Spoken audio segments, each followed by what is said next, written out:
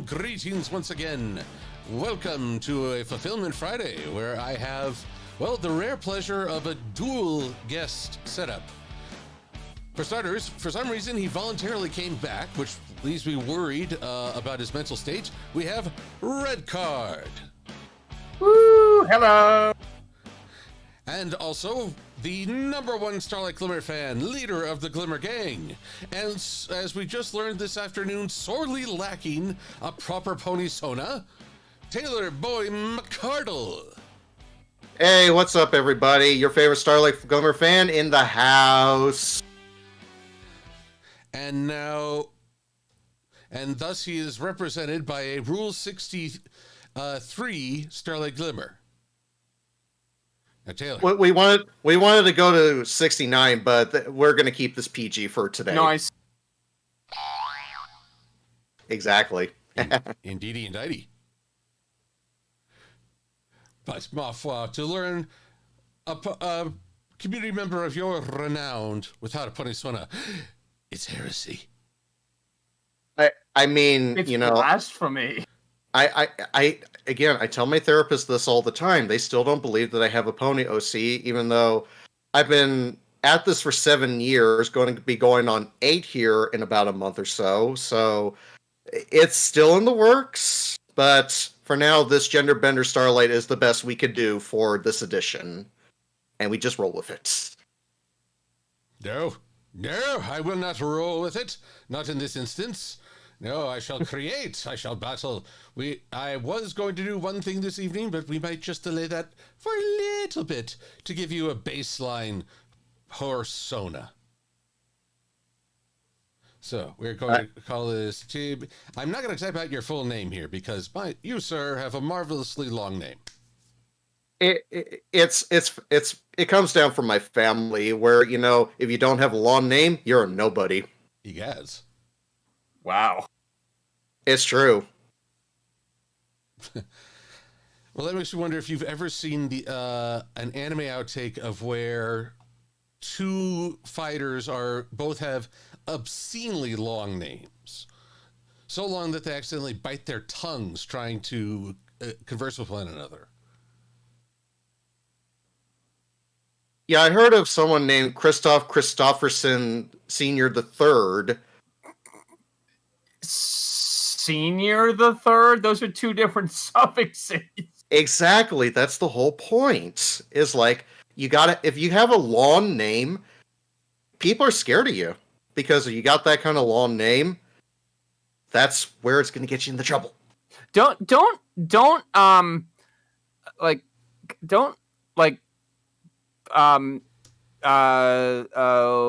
Latinos like normally have like extremely long names, or is that just me? I will not generalize on that one. I am truthfully unsure. Okay. As long as I can call them amigo. Or Yeah, amiga. Right. Well, I mean, some cultures have give people like inordinately long names, but that's their culture, so I guess good for them. But speaking of names, I've got some names to give shout-outs to in the chats to welcome everybody. First off, we have Max Silver. Ooh, he's been watching for about a decade now. Well, welcome, Max. I applaud your choice, but are you saying you're more silver than I? I'm a Silver-Quill. You're Max Silver. Cherry Fluffbelly Official is here, both here and on Twitch. And MLP-Trinary, who points out that Taylor was represented by a Rule 63 version. Apropos, but a bit on the nose. Don't you mean snout? Muzzle? I'm talking horse parts. Then we have Commodra Steele and Adam Leisman. Michael Bullington. Oh, tough month. Well, July was a tough month. Bronchitis, COVID, heat exhaustion, dehydration, and viral syndrome. Yikes. I am hoping you are on the road to recovery there. But take it easy and stay out of the sun. That's the first thing. We have Pokemon Fire Eevee and Cosmona Inspira. Champ to Stay, who reminds me I must ask Taylor the questions 3. But first, we must give a shout out to Kaiju King Kaiju King Gamzilla. There's no E. Gamzilla, Digisketch, and Zapstride 1 Gaming. Mary Drake and Luna Brony, Lady Almathea, Inquisitor 751, and Elizabeth Snowbell, Enderpup, Crystal Rose, Blackjack. And let's see, just making sure I've gotten everybody. Lieutenant Tyler L. Is that an official? Just playing some Fortnite. And Rodan. And then over on the Twitch, we have both, like I said, Sheriff of Belly, Blue Griffin Azora, Dark Bunny, and Seth Moss. Oh, Seth Moss remembers the first red card video he ever saw. It was the Ask a Pony panel at BronyCon 2016, where a kid asked Flash Sentry, "Why don't you have a personality?" Wow. All righty. Out of the mouths of babes. Oh my God, that's it. That just came flooding back to me. Holy Christ. Yeah, I remember that. That was actually the Ask a Pony. Speaking of BronyCon, it was 5 years ago that the last BronyCon was held. It doesn't seem like all that long ago. Oh, and yet everything pre-COVID feels like a long time ago to me. Yeah, but the Ask a Pony panel was actually a whole bunch of cosplay friends of mine who dressed up as, you know, the I think it was Equestria Girls Main 6. I think 2016 it was the theme was sleepover themed was the theme of this panel. And basically they were dressed they were dressed up as, you know, the Equestria Girls version of the Main 6, you know, like they did in that sleepover scene in Rainbow Rocks. And basically we were just asking them questions with them performing as the characters, basically. But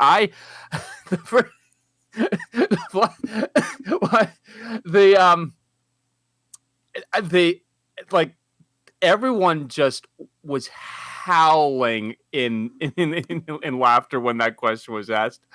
Why don't you have a personality? And it's like, jeez, that is like this kid is not playing around. That's right. This kid came to lay the smackdown. But I'm curious, do you remember Flash Sentry's response? I actually don't. But did a triple just jump into your mouth? Sorry, I'm eating right now. Sorry. Oh, well, at least I can say I'm not starving my guests. What are you having? Rice.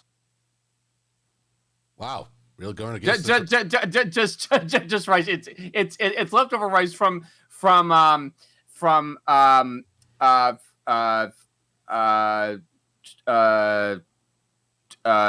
chicken katsu that I ordered yesterday. And so yeah, I'm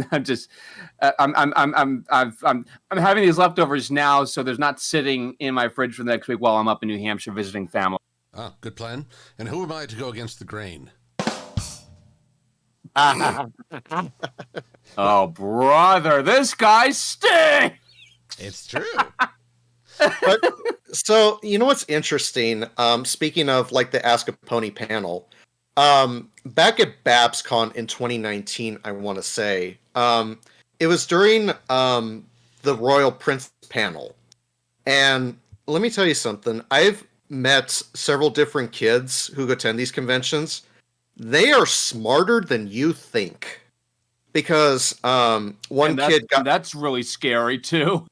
So this one kid asked Cadence and Shining Armor, And usually I would expect this from like a normal brony that would be attending, not from a kid. And the question goes, when are you and Shining Armor going to have another kid? And I'm sitting there the entire time. I'm like, oh, and I want to say this kid was maybe 7, 8 years old. And I'm like, honey, do you know something we all don't know here? I don't like where this is going. And mind you, this is a general panel. And yeah, and that should have been a private conversation. And it's amazing to me what these kids will come up with and the questions they ask the cosplayers. And I'm like, and I thought we're the weird ones here. Like, okay, cool. They're wiser beyond their years. It's all of a sudden bad news once curiosity killed the cat. But satisfaction brought it back. That's the full quote. Nobody ever does the full quote. Oh no, it's all going to be about dead cats. You people are sick. Yeah, they are.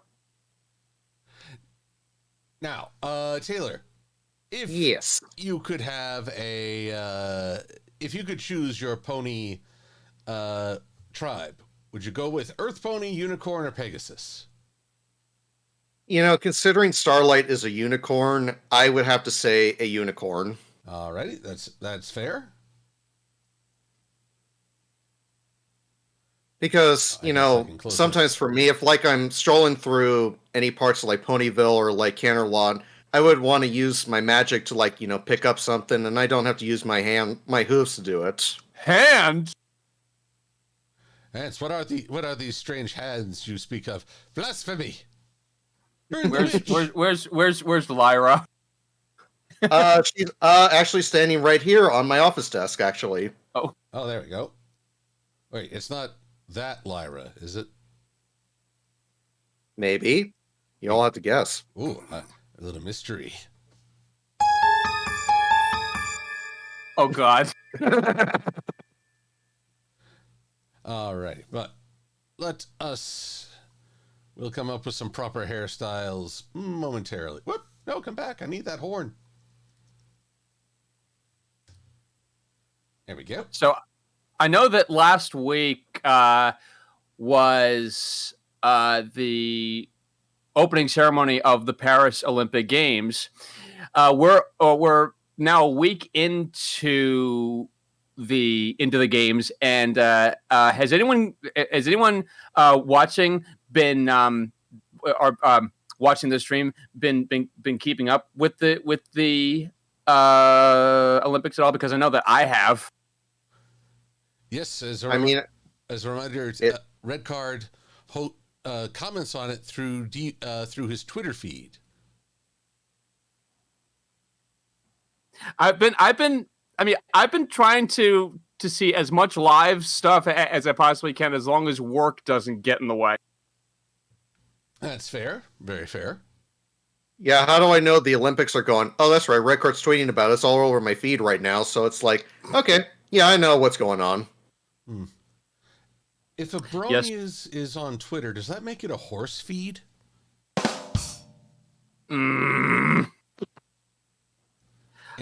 Inquiring minds want to know.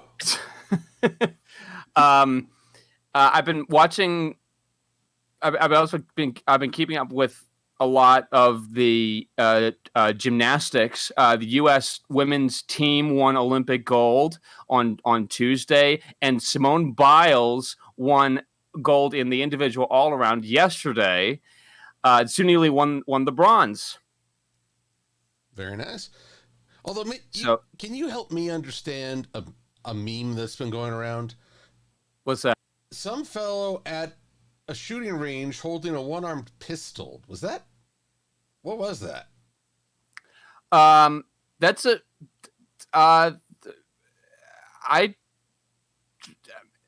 You don't know?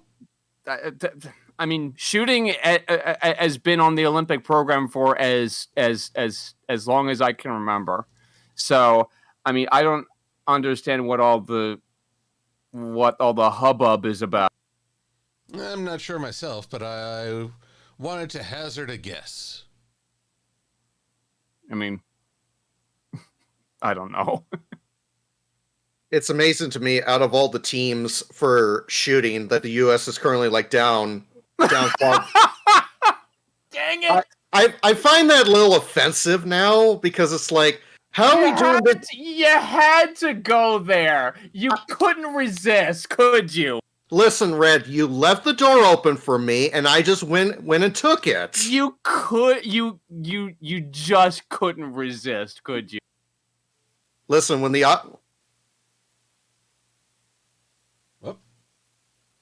Uh-oh. Taylor, did we lose you? the men's shooting team, we need to have a little discussion when you all get back from Paris. God dang it. I was trying to skim over that topic, but you just you just laid it out there front and center, Taylor. Jeez. I was trying to avoid that, and you just went full blast on it. So anyway, I started blasting. Okay. See, now that's you. That's you who did that this time. So you bring yourself to therapy. Again, you know what? I've lived with this damn meme for about 3.5 years now, and I'm convinced on my tombstone it's going to say. So anyway, I started blasting on my tombstone. No, that's what it's going to say on Nikki's tombstone, Nikki D's tombstone. Yeah, and it will be laser sketched in by that point. So yeah. But no, on the and it will be laser sketched. Pardon. Oh, well, on the subject of gymnastics, Simone Biles won her 8th Olympic medal yesterday by winning the all around. Her fifth gold medal, and after what happened to her in Tokyo, that's a really impressive comeback for someone of her age, because normally when you think of gymnastics, you think of normally low 20s or high upper teenagers with more, what's the word for more, I guess, more flexibility, and nowadays we're seeing gymnasts that are not constrained by age, and Simone Biles just proves that she is the greatest now. The GOAT? The GOAT, yep. And also, I mentioned Suni Lee got the bronze medal yesterday. She was the all around gold medal winner in Tokyo for 4 years ago. That didn't happen in 2020. 3 years ago. Last year she was plagued by numerous different kidney diseases, and her doctors told her that she may never be able to compete again. She beat the odds, and she was able to get back into shape in January of this year to be able to make it to Olympic trials and make it onto the Olympic team. And she came up with a bronze medal yesterday, and a team gold with the USA on Tuesday. So congratulations to her. Being able to beat a disease like that is an achievement of itself. To be able to to get back into fitness and to be able to compete again and get a medal out of it is even more impressive. So congratulations to her. And actually, Red, I need to make a slight correction with you. It's not the goat, it's le goat. Because if you want to be French. Wait, when did the French take this? Because again, they're in Paris, so you have to do it properly. It's like, it's not the goat, it's le goat. Well, no. If we got to go by French standards, there's probably like several silent consonants in it, and I probably have to put on an offensive accent like le gueux. The what? Le gueux. That does not sound right at all. No, it does not, because I am an offensive American making a stereotype. Oh.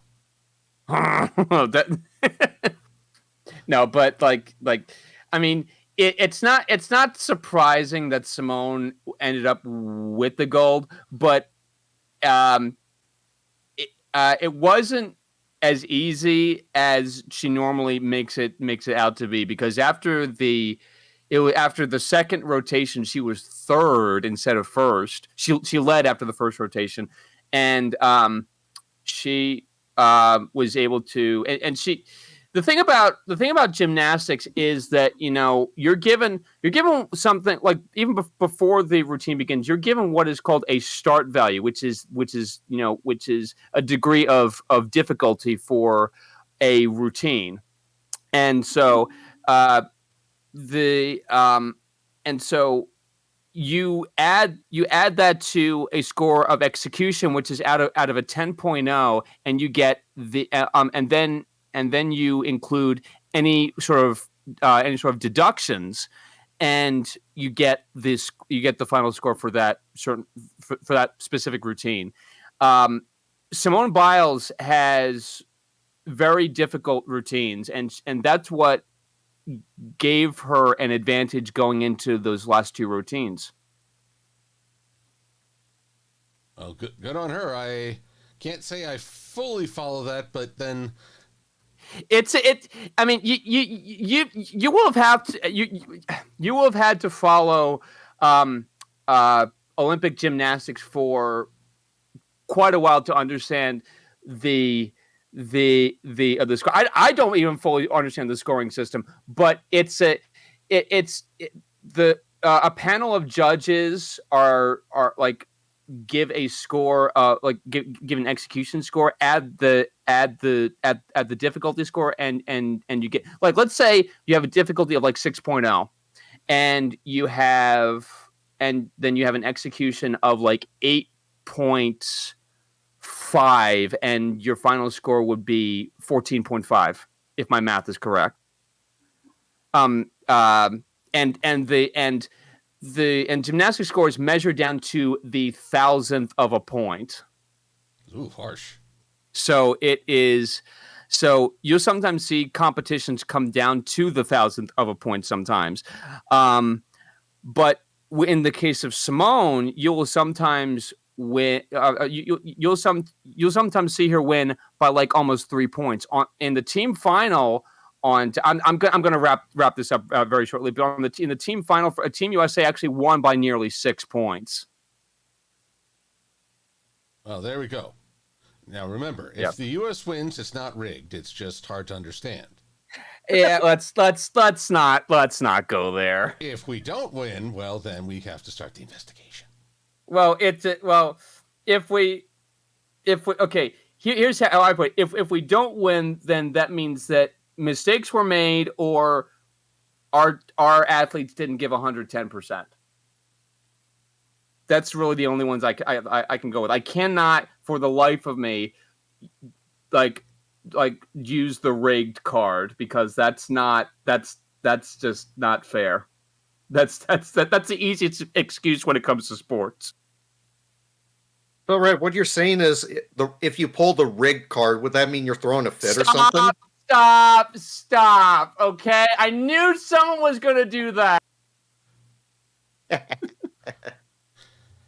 All right. Well, thank you for that coverage of the of the Olympics thus far. We've got a whole another week ahead, if I remember right. We do. Yeah, we've got until next Sunday, not this coming Sunday, but next Sunday. Track and field activities actually began today, and so we're going to be seeing that for the next week. Alrighty, but we are delayed in asking Taylor the questions 3. I'm sorry for delaying you. No. I do appreciate you sharing that information with us. But Taylor, it's your time in the hot seat. Oh, no. 3 questions that will forever determine your future.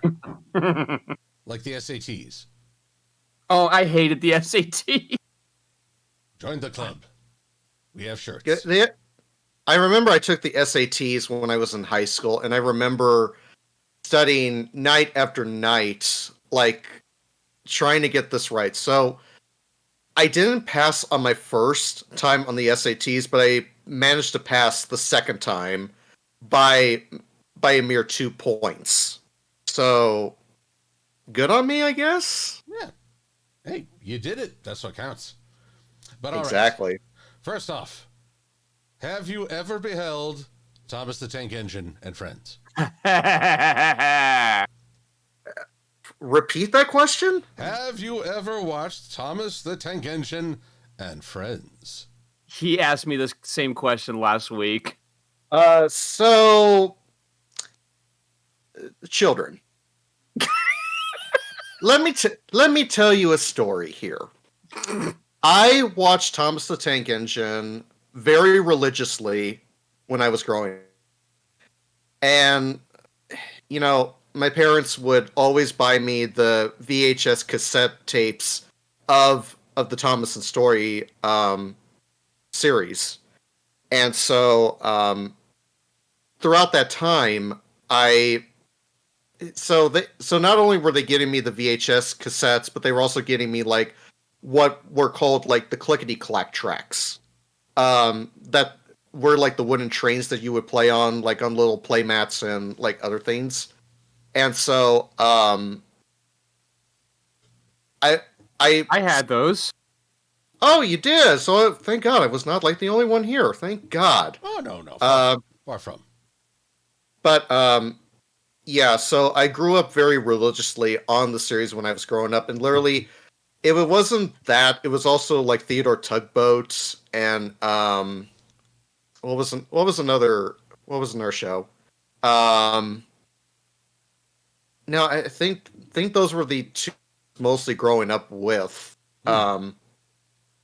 But I will still go down the record book and say the days of when Ringo Starr and George Carlin were like the narrators of the series were by far the golden ages of Thomas and Friends.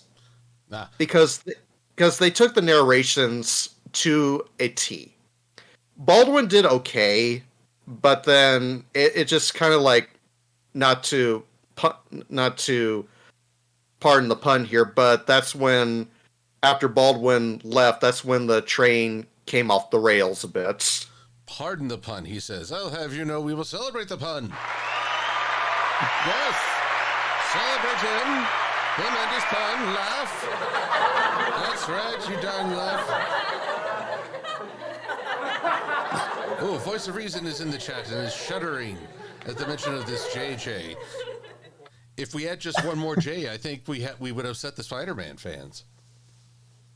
But again, seriously, yeah. So that's the golden ages of Thomas were like when, again, Ringo Starr and George Carlin were the narrators of the series, and I will go down in history and say that they were the best narrators of the franchise when I was growing up. Yes. Although now, as you mentioned, you watch it religiously. I just trying to picture young Taylor at the altar. In the beginning, there was George Carlin and Ringo Starr, and it was good. Would you believe I actually took a Tommy Thomas toy with me to church one day, and I literally raised it in front of my church group and said, "This is your God."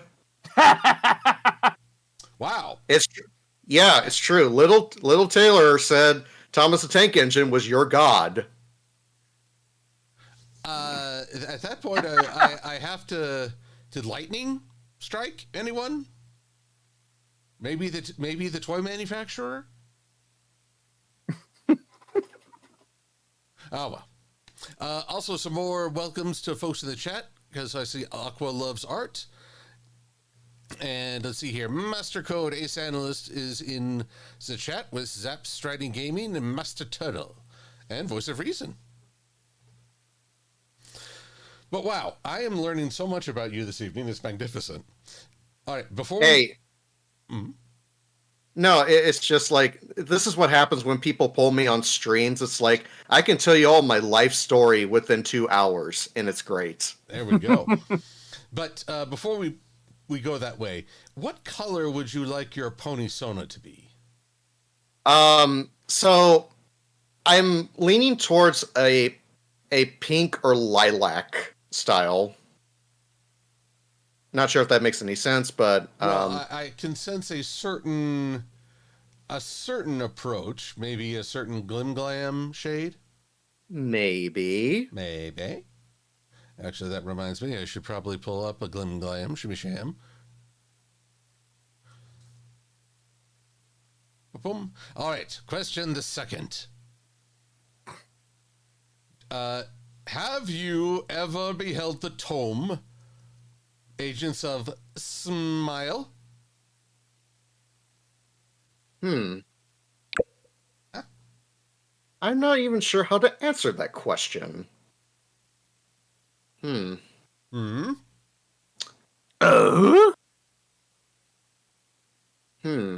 Oh. Let me think about that one for just a second. Alrighty.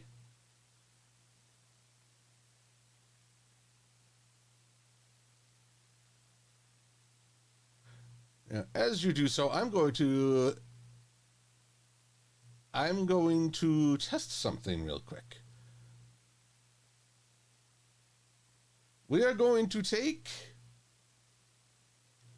select same fill color. This will unfortunately involve Starlight as well. Edit colors. Invert. I'm curious. Ooh, your opposite is a dark green. Oh. Fascinating.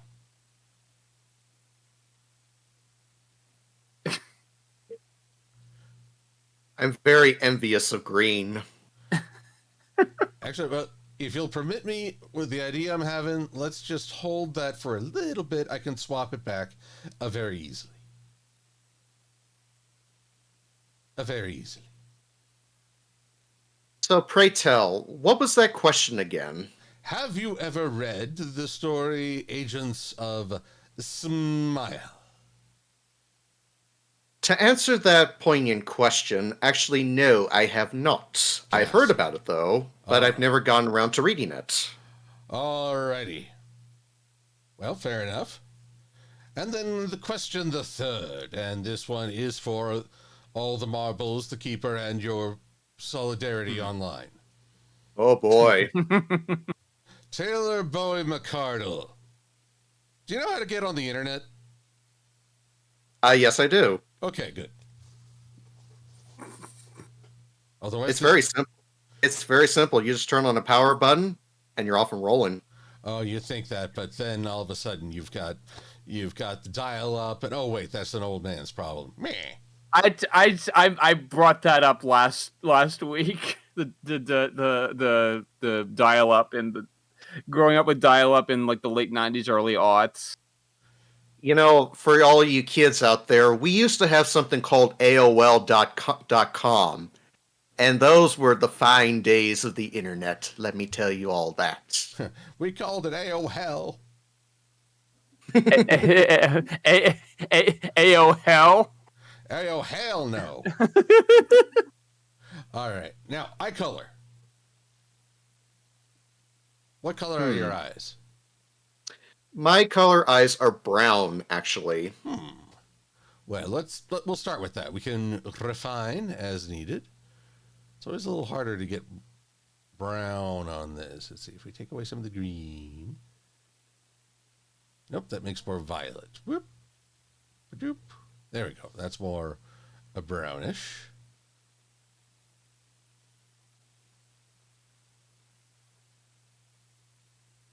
For now. Oh, okay. I'm going to say green, not really selling me at the moment, but we're going to see if what I have planned works. For you see. Well, as I say, green is not your color. Mm-hmm. Let's restore our dear Starlight to proper colors. See? Ain't that remarkable? We're going to duplicate certain elements and change them. So, Well, I was going to say reform, but okay, we'll go with that. if this is reform, we'd probably be hit by a spell and like instant forgiveness. Bell, friendship, reform! Hooray! You shot me! You shot me with a rainbow! Why would you do that? Celestia's on the phone. Yeah, he not fully reformed, just shot by a rainbow. Can we try that again? You know what that's a reference to. All right, so this one shall feature the Starlight Glimmy Glam colors. My thought is we shall do our best to duplicate your iconic clothing in the Starlight tradition, but then that would have more effect if your coat color was something other than Starlight's. That is true. Friendship hurts so much. They said they were going to kill me with kindness, and then Fluttershy took out a shotgun, and she said, "This is kindness." Oh, God. See. Oh, no. I shot someone. Oh, no. Oh, no. They're dead. Oh, no. Anyway. Yeah, so as we get darker and darker in our misinterpretations. So anyway, I started blasting. Oh. Oh, no, Reg. I just had this the mental picture in my head of Fluttershy just saying, so anyway, I started blasting a la freaking Danny DeVito. And oh my God. Oh, it's Angel. I didn't. Oh, it's connection. Taylor, have we done lost you again? What? I do not know if this is on my end or yours. I think it's he is kind of breaking up for me too, because I think it's on his end. Okay, but I'm going to blame A and Y. I'm trying to figure out if it's my Wi-Fi or not. Just do what I do. Do a hardwire Ethernet connection. That would be a good idea. Yeah. So you don't. So the signal's not interrupted. True. But regardless, we were talking about Fluttershy. Friendship isn't working, and that's all we know. The shotgun. Shotguns. I don't know why, but shotgun shy just sounds. Shotgun shy. Yeah, yes, okay. Now I know the second thing I want to draw. Oh no. Angel was taken up by friendly fire. Ah! There we go. See, you're getting into the spirit of it. You know what I'm talking about. You're picking up what I'm throwing down. Oh God. No, I'm reading what Rodan wrote in the chat. Angel was taken up by friendly, like in all caps, friendly fire. Lol. Well done, Rodan. A magnificent pun. So, I was asked a question of what is my favorite Bluey episodes of character. That's an interesting question. I have multiple favorite Bluey episode and character. Obviously, I have to go with Bluey as like my favorite character because I would relate to her a lot more. And Bandit is just like Bandit for me is like my spirit animal. Like, He tries. He really does. He's like a really down to earth dad, and he's I mean, he's he and Chili are just trying their best. Yeah, and like there was one episode in particular that I remembered that we watched at Winnie City, and it was called Takeouts. And this is the one where there was just so much chaos going on in that episode alone. It's like, if I ever get to a point I ever have kids, that's probably going to be me. Like, oh Lord, there's like so much going on. Like, I'm just trying to pick up simple food here, for God's sake, and I have my kids doing this and doing that, and by the end of the episode, the food's ruined, and it's laid out on like every which way, and the hose is running and stuff like that. It's a mess. Wow. I don't know that a hose is running. I mean, that's usually you'd have to watch the episode to understand what we're understand the context of what we're trying to say. I'm not sure having the context would even have it make more sense.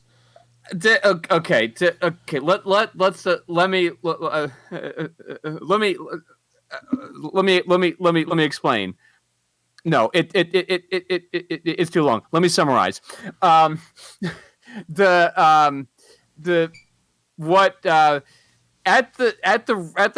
restaurant that they're getting takeout from, like they think they have all their food, and then they're still waiting on some other stuff that they ordered. It's taking a while, and so basically, Bluey and Bingo are trying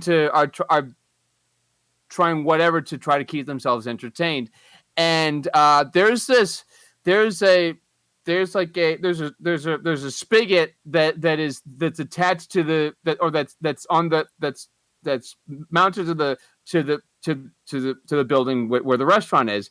And so one of the things that they're trying to do to keep entertained, I think this is how it goes, but they turn the hose on, and then it gets and then it turns into a domino effect. One thing leads to another, and everything gets out of control. And one of the things that happens is that they leave the hose running, and it goes wild. I think what happens, if I'm not mistaken, Taylor. So there was actually a faucet that was outside of the restaurant. Right, the hose spigot, yeah. Yeah, so Bluey's trying to turn it off, and it's like she's in panic mode, like trying to turn it off, and I'm like... And she doesn't know how to turn it off, or won't turn on. Well, so while that's going on, Bingo is in the bush going to the restroom, and it's like, don't even think about it! Like, he's trying to get over there, but he's attending to Bingo for the moment, and it's like... And let's remind everyone, it's just Bandit that's with those two. Because Chili, I guess, is either at work or at home. Yeah. So it's like, oh my God, it's like... The day I have kids, I'm scared of that just one scene and knowing that's probably me in a few years, and I'm like, I am nowhere near going to be ready for that. Well, you know what they say, you reap what you sow. That is true. That is very, very true. Right. So, I'm scared for when I have kids. Well, I think anyone would be after seeing an episode like that. But hey, If Homer Simpson can be a good dad, anyone can. And I think he is a good dad. So.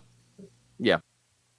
Oh, we have a first time in the Twitch chat, not 3 worthy. Oh, is Taylor finally getting his OC drawn? Oh, that's noteworthy. Yeah, that's noteworthy. I wondered. Hey, Note. Noteworthy is of course the social media lead for not only Everfree Northwest but also Winnie City and Ponyville Cider Fest. Nice. Taylor, let's talk about revisit your coat color, because I swapped. Did you just say not 3 worthy? Yes, I did. Not 3 worthy, because I don't do leet speak. If you want me to read an E, then you don't make a 3. And she's gonna have words with you at Everfree. Oh my god! Yes, I just realized I antagonized a social media guru. I'm toast. Yeah, we will have words later, good sir. She said.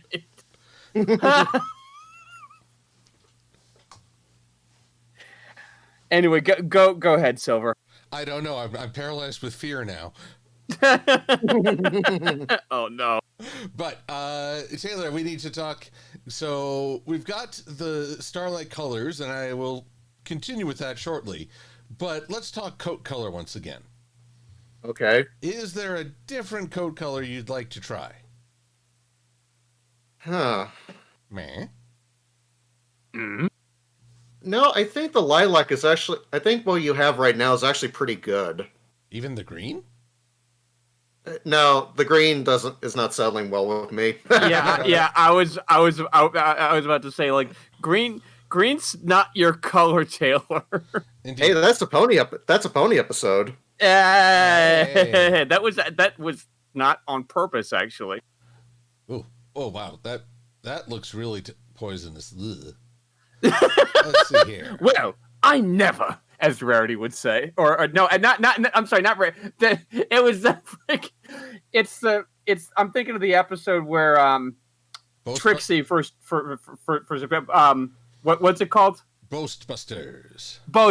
Yeah, but it's not Rarity that says, well, I never. It's that she runs past a green pony. I don't know what this character's name is, and she's insulted by Rarity's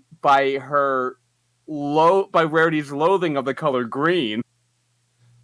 Well, yes, because Rarity has been forced to bear green hair, which she finds highly disgusting.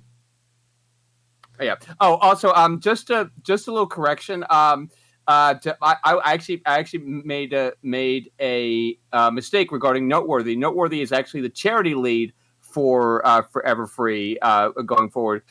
She is, however, social media lead for Winnie City and for Ponyville Cider Fest. That was correct. So, my mistake. Note. Oh no! Well, that's just great, because now at Everfree, Note will say, "Hey, who wants to pay $100 to see me smack Silver-Quill for getting my name wrong?" I bet 100, 200, 300, 1 million. $1 million.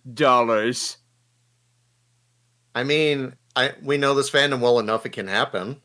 I don't know about the million, but I can piss off enough people to make it happen. Just as long as we're not throwing our monies down to see someone ingest mayonnaise, please.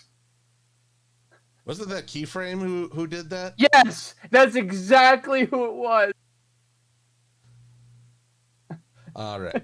Well, in the moment I have switched over to a shade of blue or teal that is a bit more easy on the eyes. That actually looks a lot better, actually. Easier Indeed. on the eyes.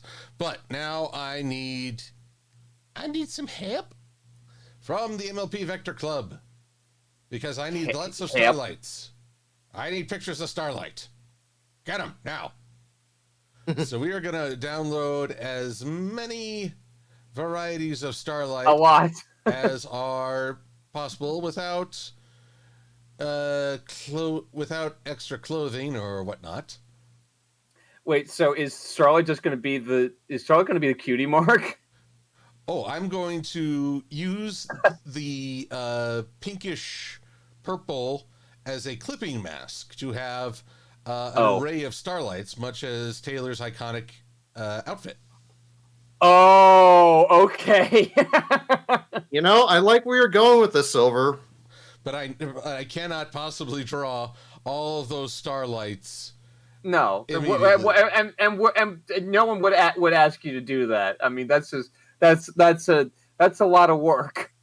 So I am grateful to the members of the My Little Pony Vector Club. That's why I'm trying to have this on screen to thank them for the use of their starlight. Multiple starlights. I'm seeing that the face up in the corner. I see. I swear that scene was even funnier in a foreign language. Specifically, which foreign language? I believe it was German. Oh. Oh, the ages of early international releases.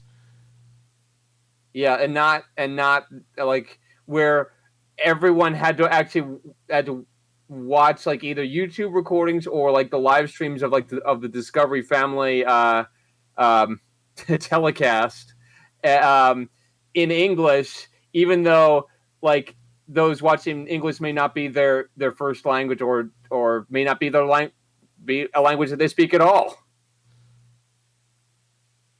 Yep, it was a crazy time. We haven't had that much leakage for G5, but no, I think they keep that in a pretty tight wraps. Well, partly because G5 seems to be coming out in a trickle, where we've been used to a deluge. Oh, and Noteworthy is asking, why am I friends with you people? She always asks us that because we love you, Note. It's true. Now, I've done a pretty poor job of keeping up with the chat. I think someone in the Twitch chat had a question for me. Specifically, it was Seth Moss. Redcard, what is your favorite ponies court? Yeah, from BronyCon. What is your favorite ponies court year and favorite Grand Galloping Gala? Can't remember the last time I actually watched one of my ponies court videos. So, if I had to pick one, I think it's from the ponies court I would have to pick would be from BronyCon 2016 because that featured Princess Celestia and Luna pitted against each other. Basically, like one was the defendant, one was the plaintiff. I think I'd have to choose that one. For the gala, I'd have to. I just saw Noteworthy tweeted. It's like, does this look like the face of Mercy to you?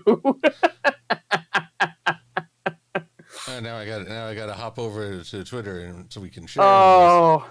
Lord! Oh, Lord help me! Lord help me! I'm doomed. You're Silver. You may be in trouble. I am the toast. Yeah, there it is. Hold on, let me overthink this. Okay. Also, you got some of Keyframe's shadow boxes, I hope. Some excellent plushy pones. But yeah, I'm toast. I'm dead. Yeah, she's that is the face of murder right there, Silver. Let's see, I need an appropriate gift. I'm dead.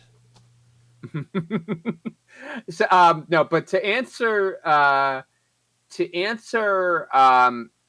question about the Grand Galloping Gala, I don't know. I think I'd have to. It's a if I were to pick three, It would be 2015, which is and I choose 2015 because because that's when I first was introduced to the GalaCast.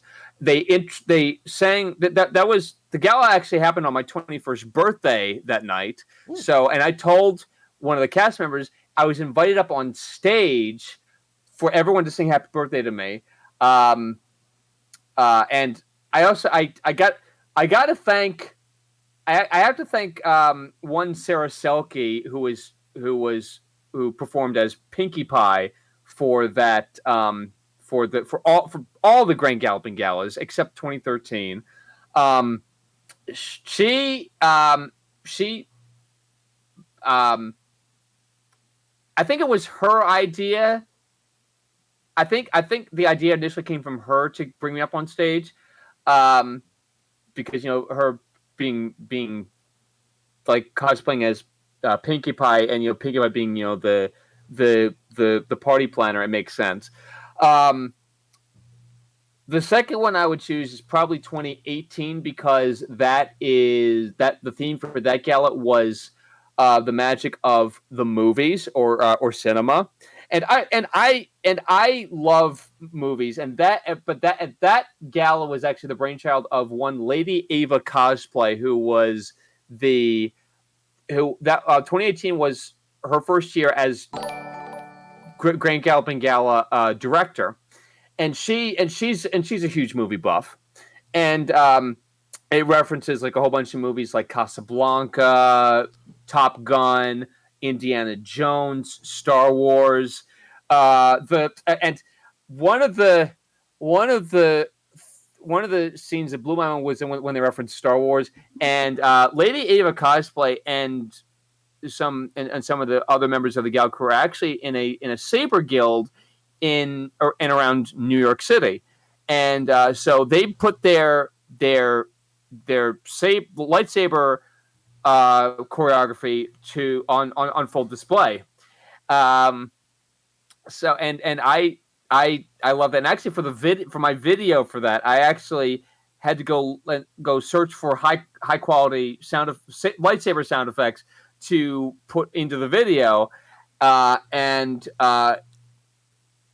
everyone on the gala loved that. They always appreciated the videos that I did for their events, especially the Grand Galloping Gala. They loved all the hard work that I put in, and they showed their gratitude actually in 2019 by actually making me an honorary crew / cast member of the Grand Galloping Gala cast and crew, because I do such good videos.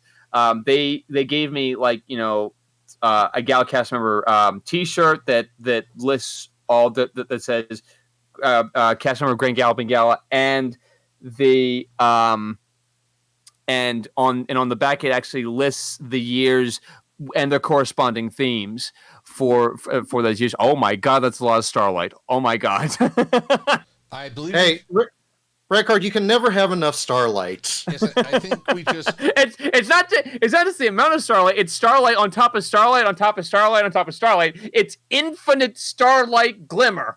Yes, What's the problem with that? I think we just had a glimpse into Taylor's id, ego, super ego, and subconscious. In 2019, the last year for BronyCon, and also last year for the Grand Galloping Gala, they made me an honorary cast member, and for the first time since actually 2016, they were actually back in the main events hall. After Lady Ava had to fight tooth and nail to make sure that they got in a big room so it wouldn't get too hot, because in 2017 they were actually in, I think, Hall of the Sun. It was a room with a low ceiling, and it got hot very easily, very quickly, and everyone was overheating, myself included. I was sweating profusely because heat rises, and once heat and the heat wasn't up very high because the ceiling was so low, and that's why everyone was overheating so badly. So In 2018, we were actually up in the 400 level ballroom, which is where the old main events hall was. So the gala was in there in 2018, and in 2019 they got main hall, which was downstairs of the Baltimore Convention Center. So the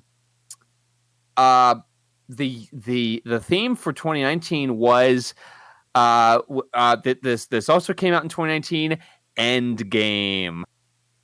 Oh no, Avengers. Yes. Oh.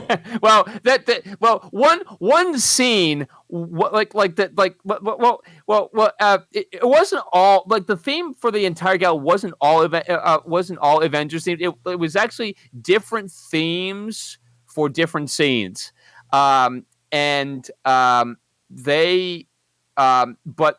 overall the entire theme of the gala was just Endgame, because that was the last one.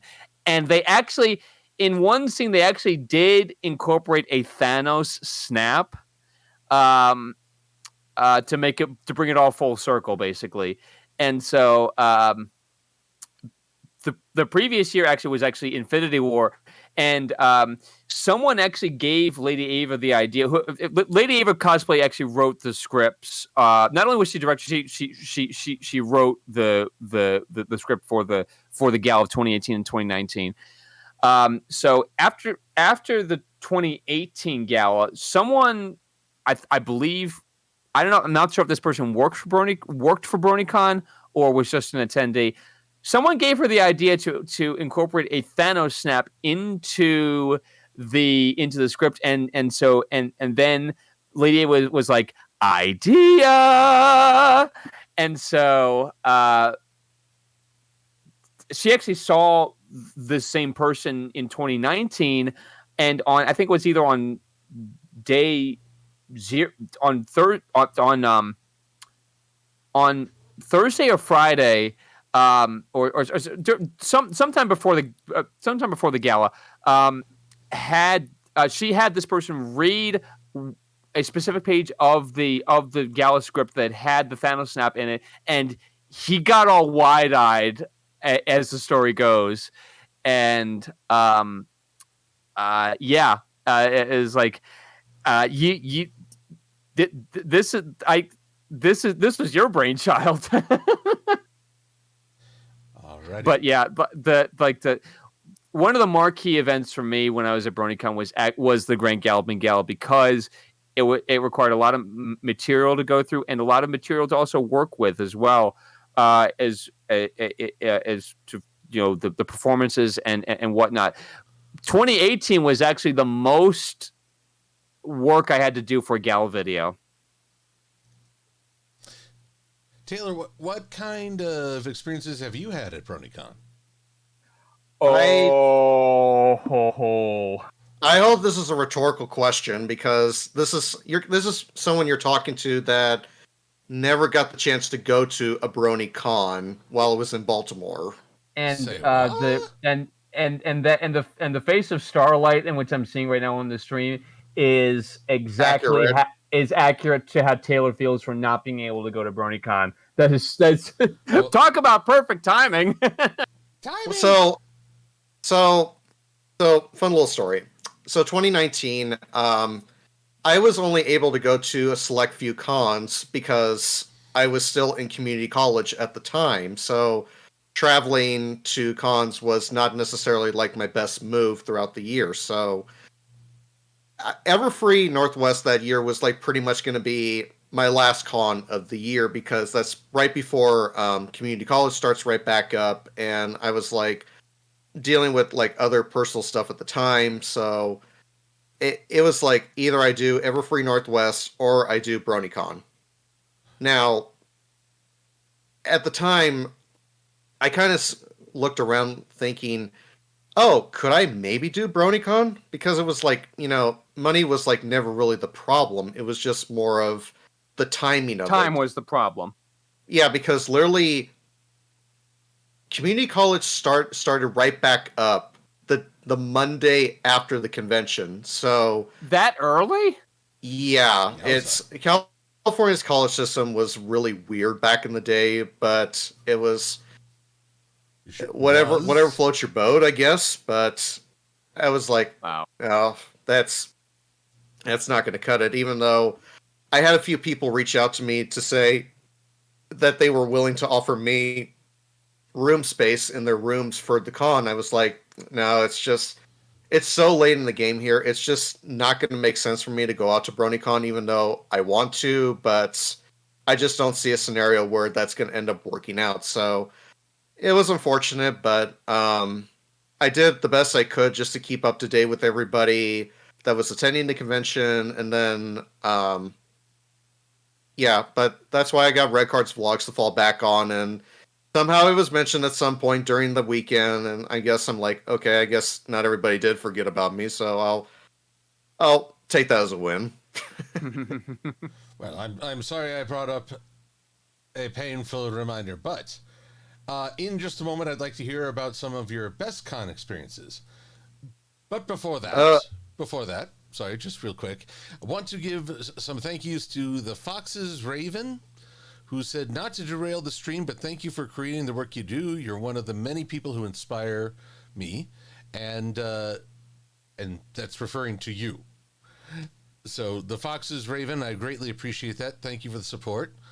And not three worthy donated as well, saying, let me grant you this on such an august occasion, Silver. So, okay, now you're just trying to piss her off. I admit I'm if I'm gonna go down, I want to go down in a blaze of flame war. So, so you literally upgrade yourself. You've literally upgraded yourself from toast to roast now. Roast. What comes after roast? Burnt. No. After toast comes ghost. because that's what you're gonna be. It is. It absolutely is. Noteworthy saying, I'm sorting my dice and turned around very slowly. I can envision it and the horror sting that goes with it. I can envision it too. Oh, well, I'd like to thank everyone for coming to this year's Everfree Northwest, as I probably won't be making it out alive.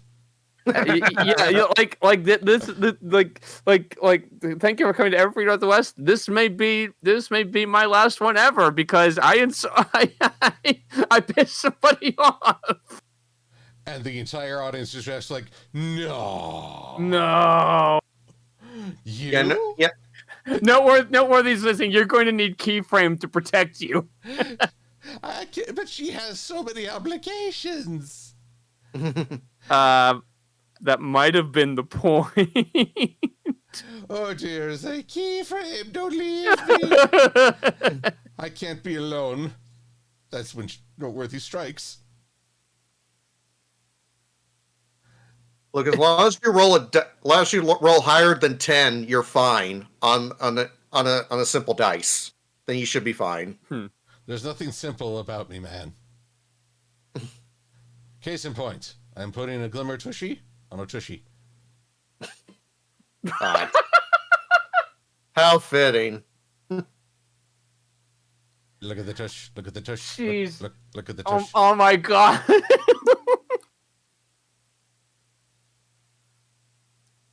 Oh, and also Ravenclaw, the Wolfnik 62. I'm doing well. It's good to have you here. It's been a tough week, but hey, we continue ever onward. True. Mostly just trying to coordinate with good folks to get ready for yon Everfree. Yeah. Mm-hmm. So Noteworthy now says, this amuses me. I will let you live. Continue. See, it only lasts as long as I entertain. The minute I flop, I'm doomed. Pressure coming down on you, coming down on me. Starlight Glimmer butt on Taylor's butt. Exactly. It's like what? When did this become a talk about butts? It's always been a talk of butts. A game of Tookus. Da da da da da da. Tookus.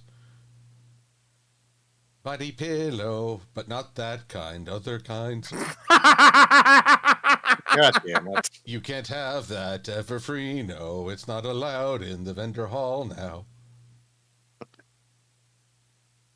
Actually, I appreciate that Everfree really makes us strive to be family friendly.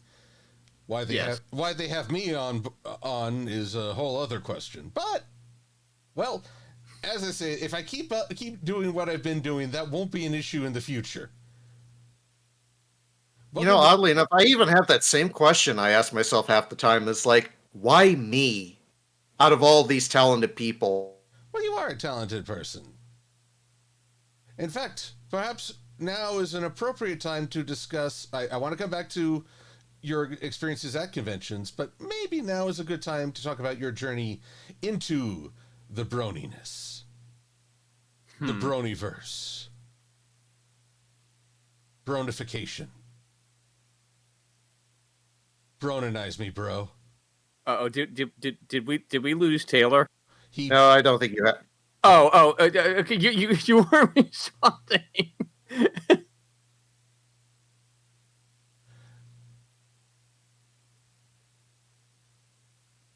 So, but Taylor, how did your journey into this unique fandom begin?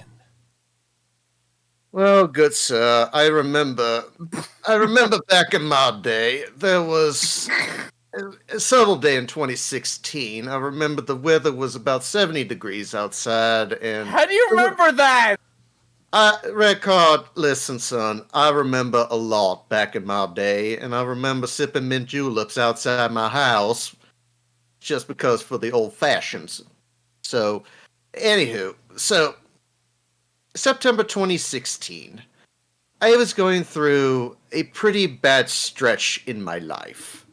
And, excuse me. So, telling about my story here. So, I was going through a lot during 2016. I think I just repeated myself right there. But a friend of mine and I were sitting down to dinner one night. And the way this goes is I had a hard time fitting in when I was in school. Like, I couldn't find my certain group to, like, hang out with and whatnot. So I was kind of a loner in high school. And I didn't... those, by the way, are called cliques. Yes. And your boy here didn't have the cliques. He had something else. We will not repeat that. Anywho. Oh, no. But, anywho. So he and I were sitting down one night at dinner, and I was like, dude, I'm not sure exactly where I really belong right now in life. Like, why am I even here on this earth? And he said, listen, Taylor, I know there's a show out there that can actually help you. And I'm like, okay, I'm listening. And so he says, watch the show, and please don't laugh at me, but it's called My Little Pony, Friendship is Magic. Now... No, we were just getting to the best part. That. I'm sorry, Taylor. We lost you there for a sec. Right. I'll get my Wi-Fi fixed before the end of the stream, but I don't know exactly what's going on here. Not to worry, but you were at now. Now, let me put it for you this way. If you told me 10 years ago I would like a show that would involve pastel ponies, I would have told you would have been insane. But here we are. And I'm like, okay, I'll go home and DVR a couple episodes and see if I like it. So I did. And after I got off of work the next day, I decided to sit down and watch those episodes. The first episode, and I kid you not, because now I'm actually a part of this event with Crackle's Cousin Cosplay, is Buckball season. Don't ask me how that's a coincidence now, but that was the very first episode I watched, and I was like, okay. It's a quinky dink. But, so I watched that episode, then I watched another episode. Now, this comes to the point of, you eat one potato chip, you're just going to eat the whole bag. That's what happened in the scenario. I went from watching one episode to watching like 3 seasons in that time span. Nice. And I'm like, oh no, I'm hooked. That's such a relatable story too. That's right. I think a similar story would go for like many people who found their gateway into the fandom. Mm-hmm. But ever since then, I've been thankful to all the friends I've met, and it's just been a wild journey the last 7.5 years of my life, and how much I gone from I didn't think I would be noticeable to now I feel like I'm appreciated for what I'm doing, and that's why I host like 100 panels at any pony convention we go to, because that's my contribution to the fandom is I want to provide a fun weekend for everybody in attendance. So, yeah, and me dressing up in Starlight Glimmer attire is also another fan. How do I call it? Like that it's like eye candy for people now, and I'm like, okay, cool. Now, I guess that begs a certain question. So Buckball season did not feature Starlight. Correct. But it was your start. Yes. When do you think you became such a strong Starlight fan? So I think it was right around when I started watching season 5, and that's obviously when she came into the fray. So obviously,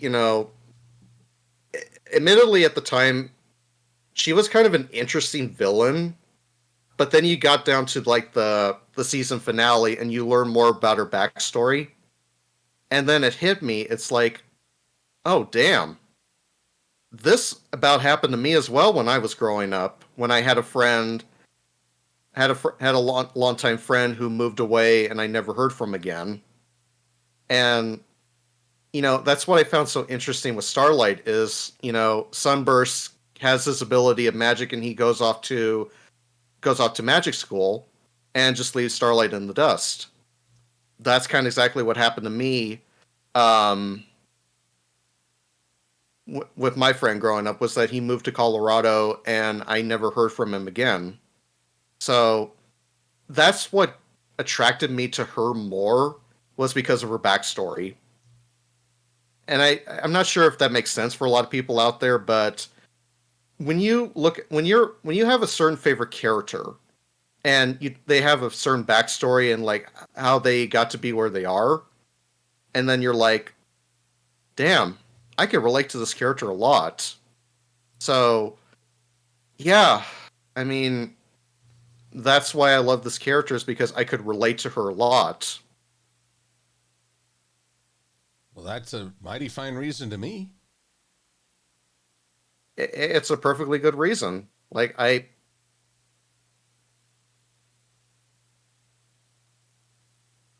Also, oddly, oh, wait. Sorry, Taylor, I think we just lost you again. No, you didn't. I was just taking a drink of water. Oh, okay.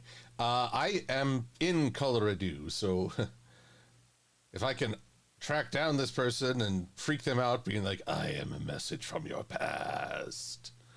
Do you know how to get on the internet? Yes. Well, that's the question for him. Actually, the real thing is, I've got a really cool person who runs charities gunning for me. Can I stay with you?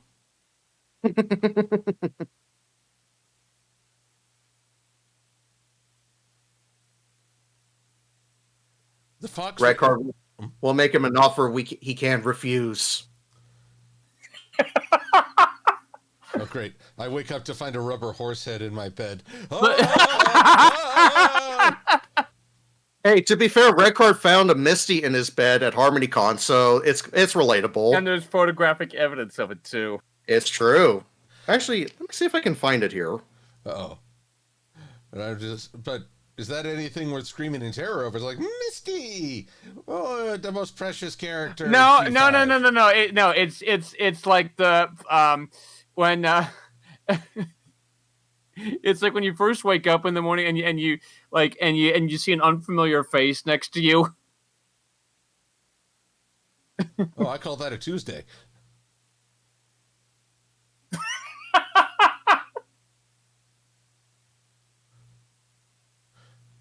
Looketh and beholdeth. I'd be like, yay, free Misty. Although from the other cover, I suspect a Izzy fan.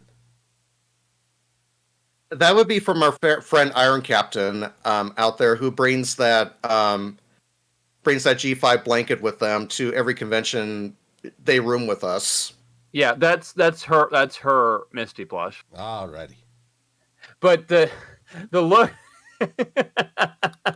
the look on my face. Well, let's see here. If I could just download this real quick, and we're going to distract from Taylor's Pony Sona for just a little bit longer. Just a little bit. I don't know if that's probably mine. Welcome to the hotel. Come on.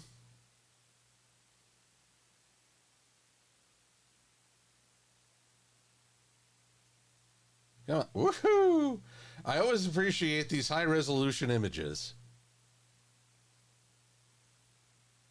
And we'll just add some dialogue.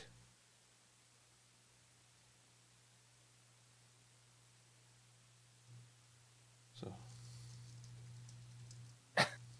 I like where this is going. Oh no! Oh no!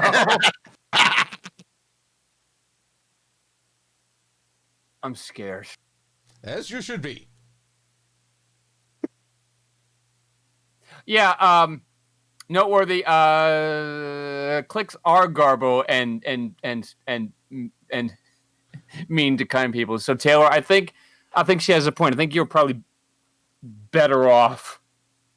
Yeah, I think. So can I call you a cat?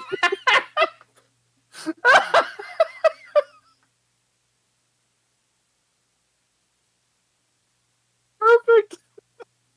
Oh Lord! Wait until Iron Captain sees that.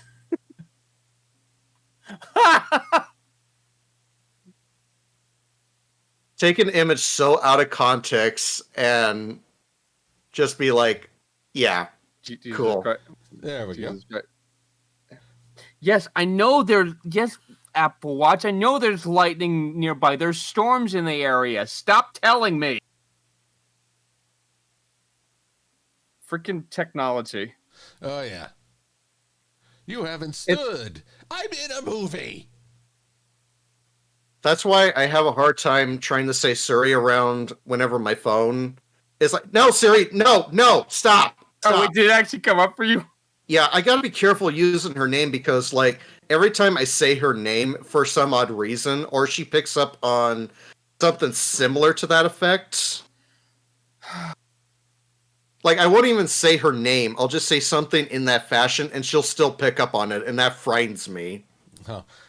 I get those great moments where I'm playing a movie or something, and someone will say something close to her name. Like, so seriously. And next thing I know, I don't know what that is. It's not all about you. I have that problem sometimes because I also have an Alexa.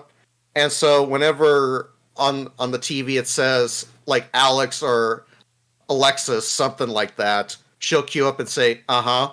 And I'm like, that wasn't talking about you, Alexa. Be quiet. Go back to sleep.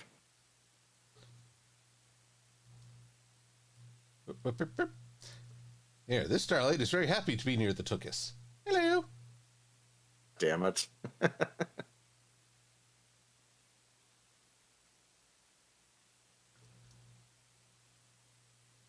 And this Starlight went wee, wee, wee all the way home.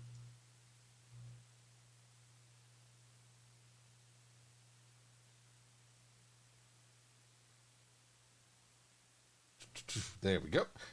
We are coming along. But now I will get this picture to you both so you can spread it as you see fit. Alrighty. But okay. Now, Taylor, as I understand it, you're okay. I don't mean to say this is your only contribution. This is one of your many contributions. But during the COVID crisis, where we were all locked away and not sure about where we were going to be at the other side of this, you hosted a bunch of streams, which really helped keep the fandom, I won't say in action, but gave us still a sense of community when we were limited to just online conventions. Yeah, so back in the day, I used to host an event called Webcam Hey Now, which is still is in the server that Red Card is still a part of to this very day. And so because back then we didn't necessarily have an event where, you know, people would check up on one another and we're just making sure people were okay. So I had the brilliant idea of just having an event where everybody would be just sitting in a voice call and we would just be talking about anything from the weather to, heck, we even talked about airports at one point. And That was the first thing we talked about on the first one, the test one. Yep, and we were talking about airports all night, and we were talking about which airport from personal experiences was the worst you've ever been to. Like what's your home airport like? Like what's the stuff like that. Mm-hmm. And I always talked about, because I used to live back in California, for those of you who might know, I used to live in California for a good portion of my life. And so going through, like, you know, airports like LAX or like Burbank and Ontario are like three different animals. Like Burbank and Ontario are like the smallest of the airports. LAX, I can tell you, is like either there's something going on or there's like construction still going on. And it was incredibly hard to navigate. So at least it's not as bad as going through like Harry Reid Airport out here in Las Vegas. But yeah, it's like anybody that travels through LAX, God bless you, because it's a nightmare of an experience to go through.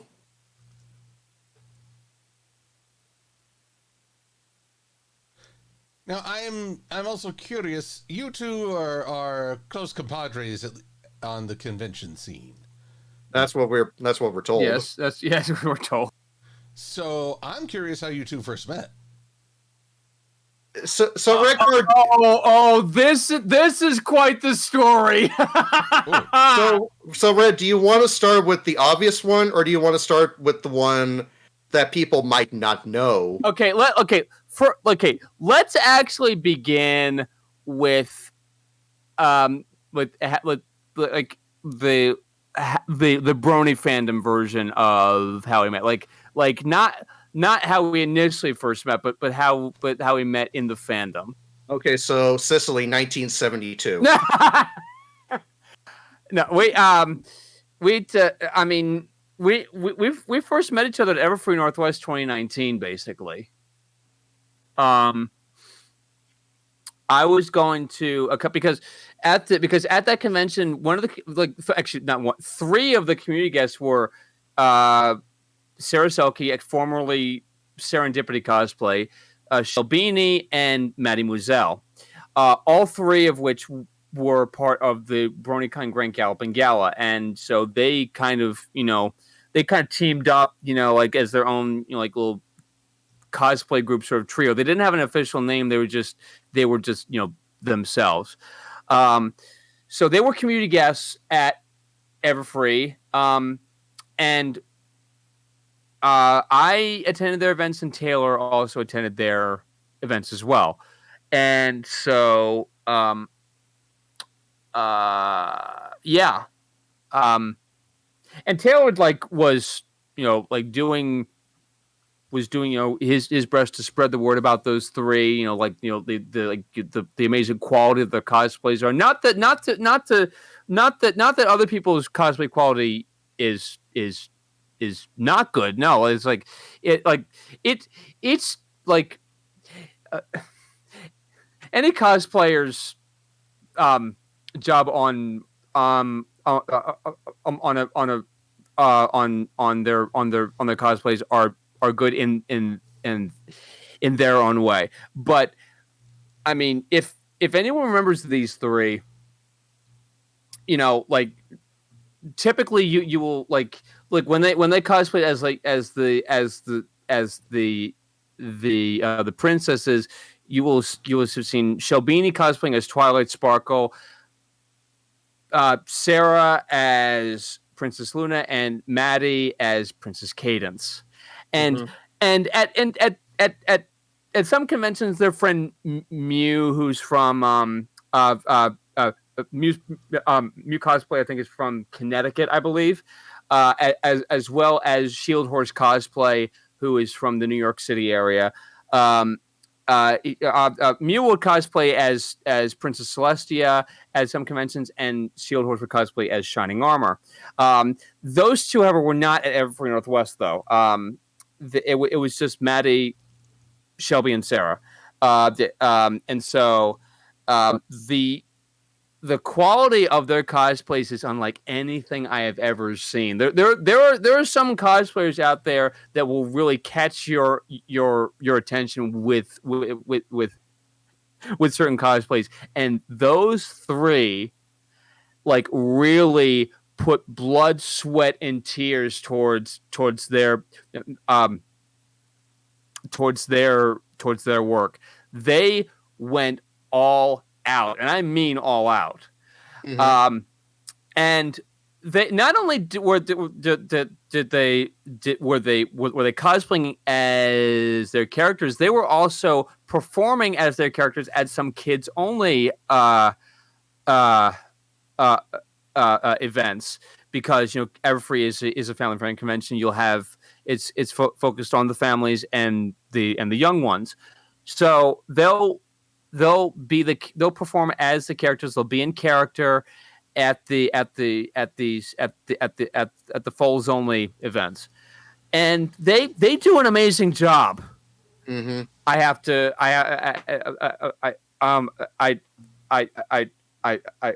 say, and it's So that's how we thought we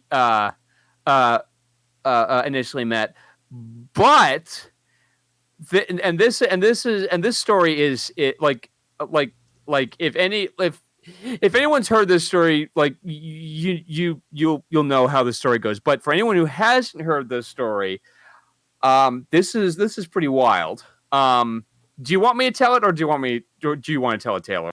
You can tell it better than I can. Okay, so it's 2007. I am going with my family on a Norwegian cruise out of Seattle to Alaska. It's my mom, my stepdad, myself, 3 of my step siblings, and my stepfather's sister and her partner. We went on the Norwegian Star, which departed out of the port of Seattle, and sailed to Alaska. One of the if anyone's been on a cruise, you'll know that a cruise ship will make stops for certain excursions. One of the excursions that we did when we were docked at port in, I think, Juneau, Alaska, I think it was actually Iditarod dog sledding. To actually ride on the dog sled on dog sleds on a glacier above Juneau. To get up there, we had to take a chopper or a pair of choppers to get up there as the Arnold Schwarzenegger saying goes, "Get to the chopper, do it now." So so I think it might have been when we were actually on top of the glacier. It was, little did I know that this was a younger Taylor Bowe-Mcardle who notices I am wearing a NASCAR hat with a number 9 on it, emblematic of one Casey Kane. Yep. Who drove the number 9 Evernham Motorsports Dodge at the time. He pointed that out to me. It's like, I see you're a NASCAR fan. Do you like Casey Kane? And I'm like, yeah. Not only am I wearing a NASCAR hat, I'm also wearing like a NASA flight suit on board the helicopter because I was big into the space program at the time. So like this is during a time when I would like as a kid I would wear like like the blue NASA flight suit that you'd see like astronauts when they'd be on the space station or flying a T-38 trainer jet. That this is one of those costumey type of flight suits. It was one of those blue NASA flight suits, and so. I would wear them on on an airplane, on any form of air travel, and so I'm wearing that on top of the glacier along with a number 9 Casey Kane hat. So we actually didn't know that we were actually on the same cruise until a webcam hangout at one night when our minds were absolutely blown when we learned that when we're trying to iron out the details, it was like Taylor was asking me I mentioned I had already mentioned I had gone on a cruise to Alaska on a Norwegian cruise in 2007 to Alaska, and then Taylor became very inquisitive. Is like, Red, when exactly did you go on this cruise? And I told him it was the week of the Sonoma NASCAR race, the one that Juan Pablo Montoya won his first race. And you should have seen the look on Taylor's face when after I said that, because that's when he realizes like we were on the same cruise ship at the same time. Yeah, literally my mind was like a deer caught in the headlights moment of no way. There's no way that this ended up happening, and well, it did. A little boy from California and a little boy from freaking Philadelphia, Pennsylvania happened to meet on the same cruise, would reunite in the Brony fandom. Are you kidding me? Like Hollywood can't write a story like that. Well, be careful, you'll get like 50 ship fics going just on that story. Oh, we're not. Come on, we're not we're not indulging in that kind of relationship. Come on, it's strictly friend. It's strictly platonic. Oh, I love that you think that shippers care. Oh, I know that they don't care. I'm just stating fact. But speaking of, I'd be very interested to read those ship fics, if any.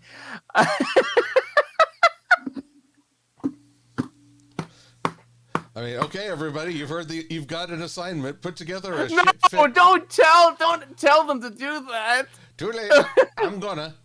Everyone, post your Taylor red card /fics on FimFiction and then damn it. Make sure to tag them on Twitter. God, bonus points if you can make them take the fetal position. Oh no. Seth Moss on the Twitch chat actually asked Redcard and Taylor, what are your thoughts on Miraculous Ladybug? Do you want the realistic answer? Or do you want the here? Let me give it to you straight answer. Yes. God damn it. So we've become making a habit in our hotel room to watch some certain shows. So we either do Home Improvement. Thank you for that, Silver. Miraculous. Wait, one more thing. Silver, what do we need? More power. More power. I don't think so, Tim. I don't think so. Go ahead.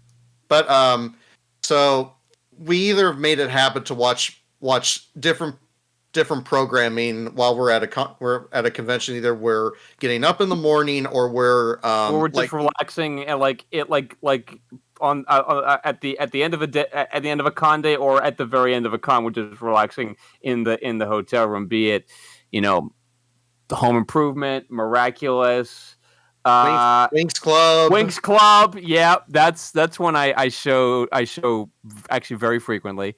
Well, so I've shown SpongeBob as well. Mm-hmm. Yeah. Oh, brother, this guy stinks. God damn bravery. Red staring lovingly into Taylor's eyes as they watch the sunset over the Alaskan tundra. Bravery, God, what the... Damn it! Not quite at the fetal position yet, but we're getting there. Keep it coming, folks. Yeah. Also, as Zap said, yes, Winx Club. I'm very much into that. Rodan, I have seen Witch. It's one of the shows I've shown in my card tonight, along with Winx. I like both of them. I think that Witch is a little bit more intense than Winx, though.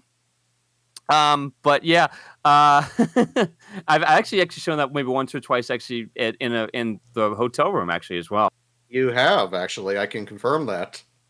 Yeah. So I'm a man of culture.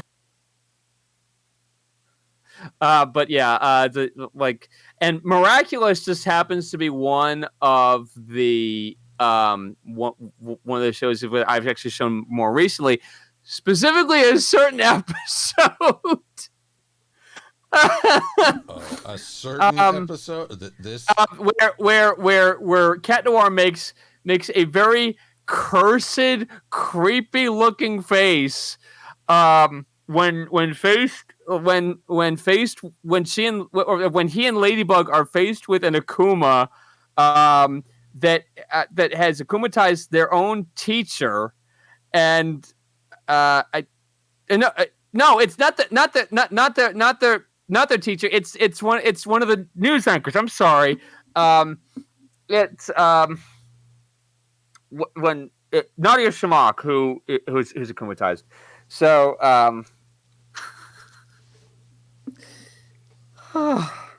man, it's some of the reactions that we will get, or sorry, that we will make watching certain episodes of certain shows, will make you want to be in the hotel room with us or room with us.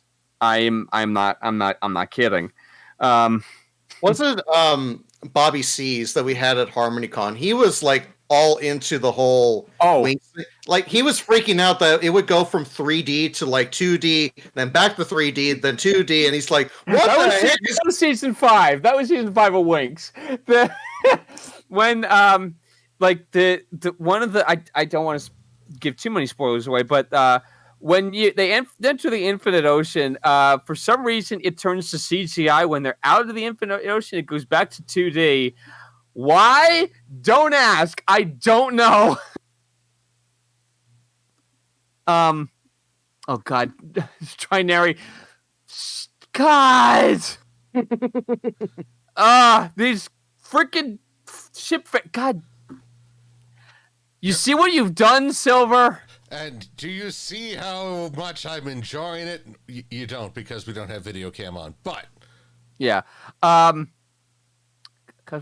haven't watched Winx or Witch in a long time, but I think I like Witch. I think I like Witch better. I mean, I like them both equally. I mean, I can't choose one over the other. As far as like I being bad, what? I'm not. So we're gonna say in the in the stream. Yes, what's in the stream? Oh no! Can I say that I'll put it in the group chat. Oh, okay.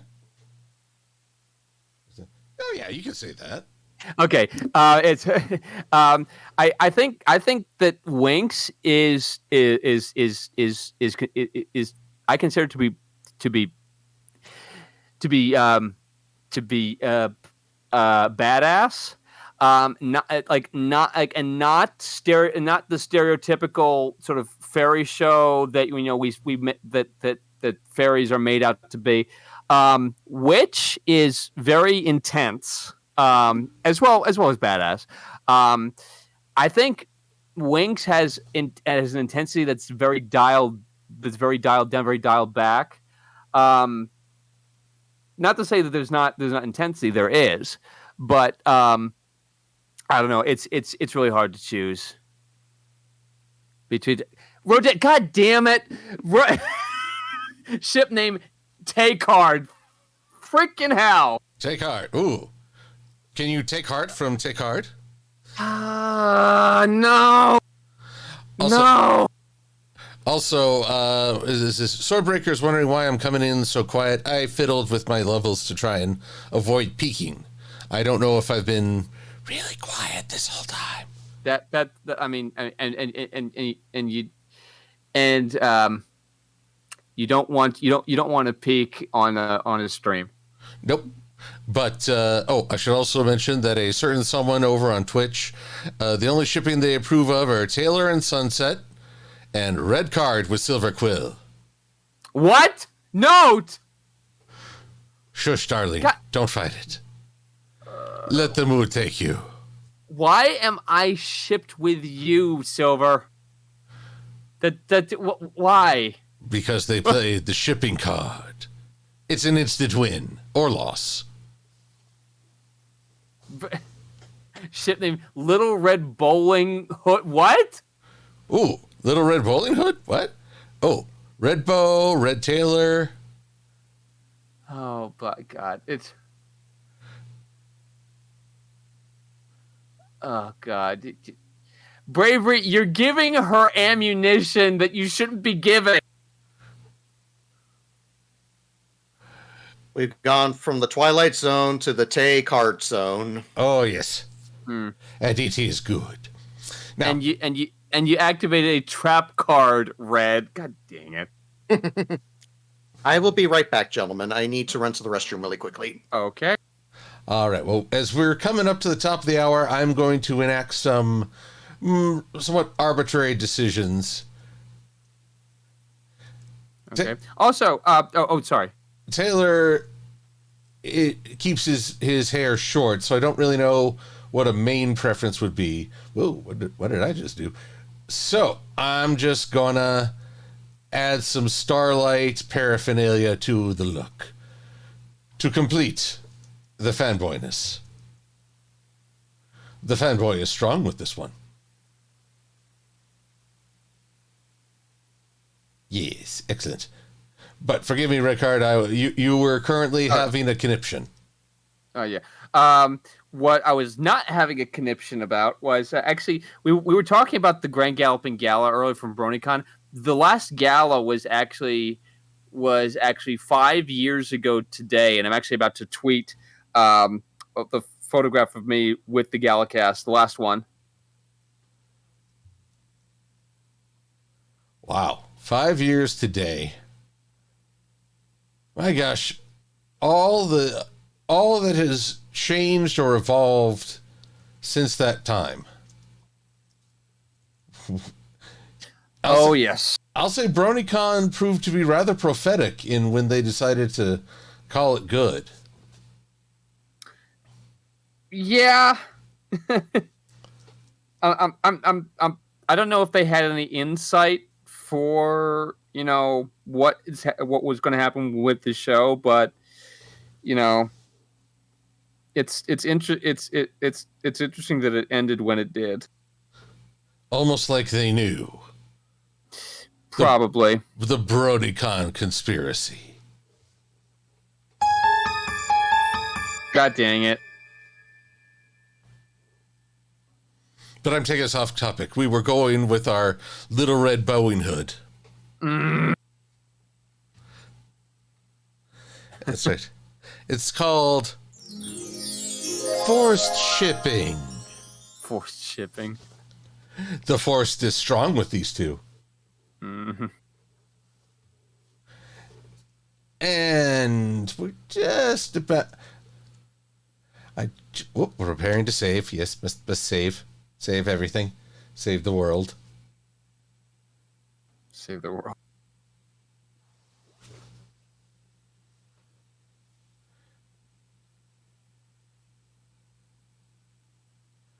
Save will continue in the background? Well, okay. I just need a little more. Come on now. Boop. And boop. And join this, because to make the back legs a little darker, we're just going to add a pinch of shading. I'm going to throw just the minimum of shade.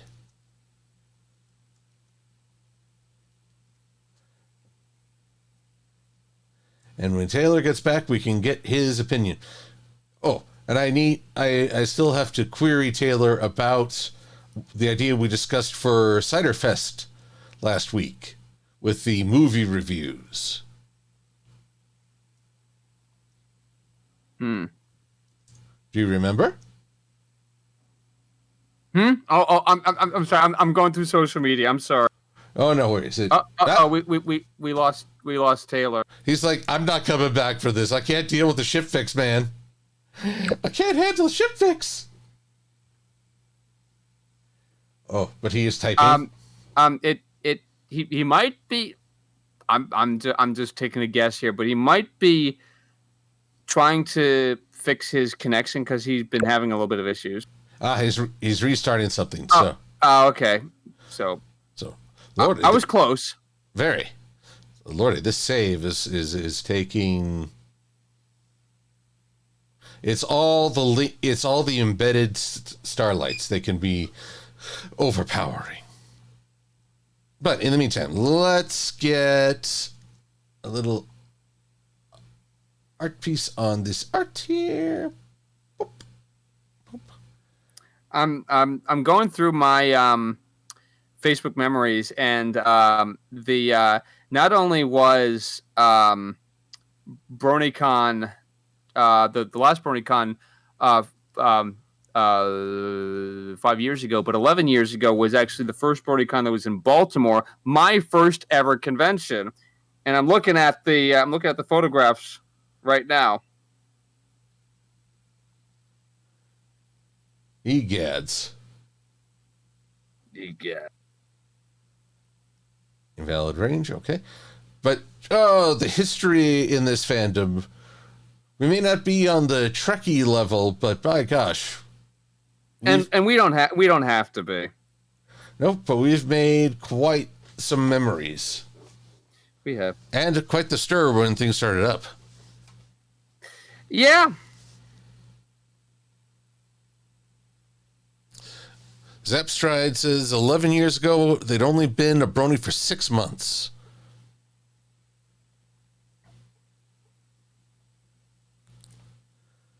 Nathan Duazo, I'm not making fun of Red Card. I'm just inviting people to express their enjoyment of Red Card through shipping. Copious amounts of shipping. Granted, it's uninvited amounts of shipping. Yeah. By the way, if you like speaking of the gal, if you want to see like the Grand Galloping Gal videos that like from 2015 through 2019, except for 2017 because that's been blocked by copyright for a certain song, they're on my channel. So if anyone wants to go check them out, you can. All right. We're cleaning up pretty good. Just need... We'll just wait on Taylor to get his thoughts on this pony Sona, because it just seems wrong to not have a pony Sona.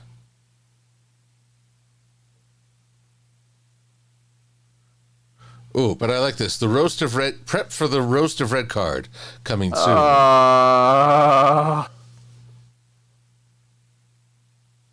Dang it, no. Dang it, yes. Thanks the world. Oh, that didn't go the way I'd hoped. Oh, well. Noteworthy. What do you mean? What do you mean I clean up well? What is that in reference to? I'm sorry.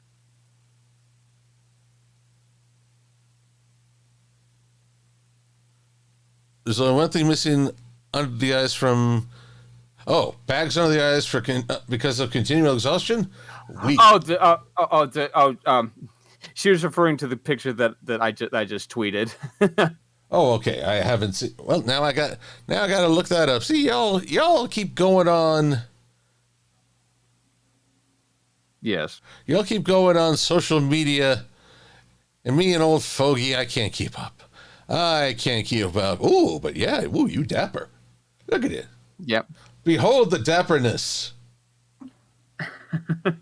Yeah, the gala had a pretty strict dress code, I'm not gonna lie. Well, I'd say you all met it with flying colors. Quite. Yep. The young lady to my actually to the camera's right, but off to my left in the Pinkie Pie cosplay. That is Sarah Selke, who at the time was known as Serendipity Cosplay. She actually initially brought me into this group of people in 2015. So, and she's so nice. Very nice. Marvelous. Alrighty, so, pardon me, I just need to make some final tweaks here, make a tweak there, here a tweak, there a tweak, everywhere a tweak. Everywhere a tweak. Old Big Silver had a shipping fest, E-I-E-I-O. Taylor's been gone for a long time, though. I hope everything's okay. I'm sure it is. Reboots, especially of network equipment, never go as fast as we'd like. True.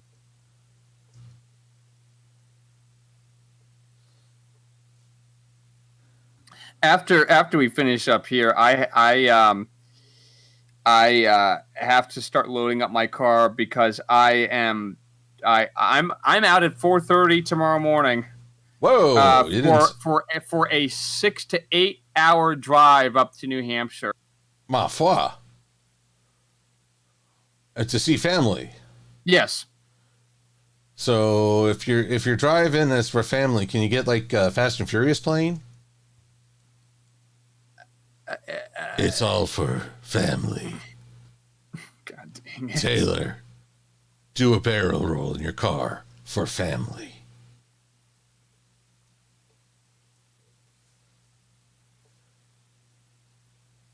That was actually, as I recall, at the last Ever Free, we were asked to do an impersonation of Fast and Furious for director. And for director's cut, whose line? Exactly.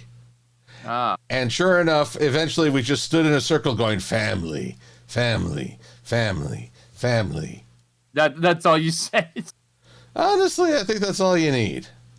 Yeah. Rodan, dang it! Ooh, Rodan, what do you got for me? Red Card looks into Taylor's eyes and whispers, "Fancy some cinder?" Ooh. What? I'm afraid the cinder part goes over my head, but I'm intrigued. Yeah, it goes over my head too. Welcome, and Taylor's back. Hello, Taylor. Do you know Look, everyone! Taylor's back! Yay! Oh, wait, sorry. Okay, so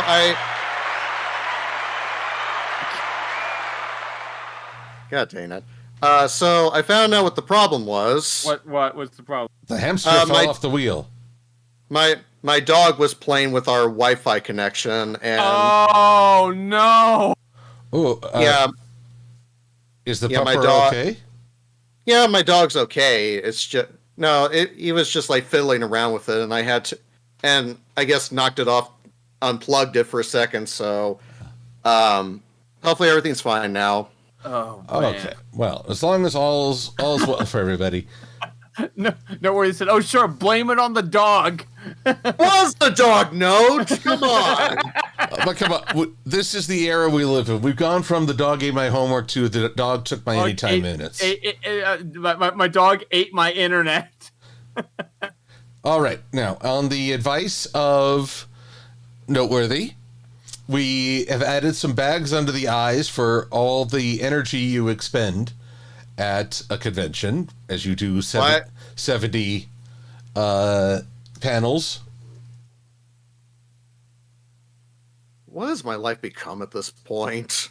Yes. Well, look upon your current OC and know. That's, and no as in knowing, not no! Although you're welcome to have that reaction too. Also, Taylor, I was mentioning earlier while you were gone, actually, that 5 years ago today was actually the last gala. Huh. Interesting.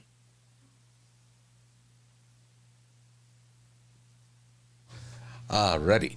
Now, before we wrap things up for the evening, last week, Redcard and I took a moment to look at some reviews of the My Little Pony movie, courtesy of Rotten Tomatoes. And boy, howdy, we found some weird ones. Oh, boy. So, Taylor. Yes.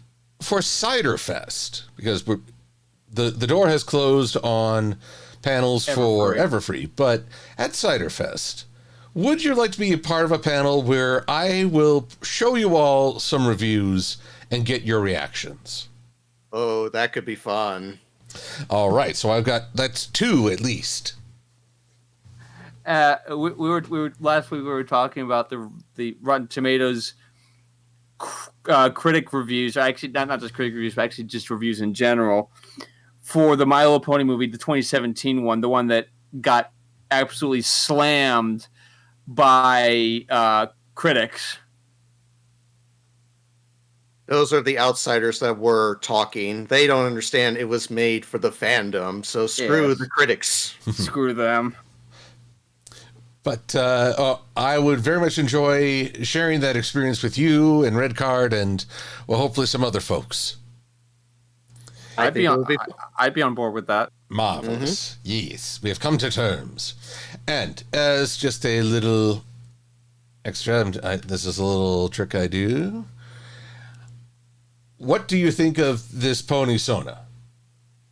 You know what, Silver? I'll be totally honest with you. Mm-hmm. It's pretty damn good.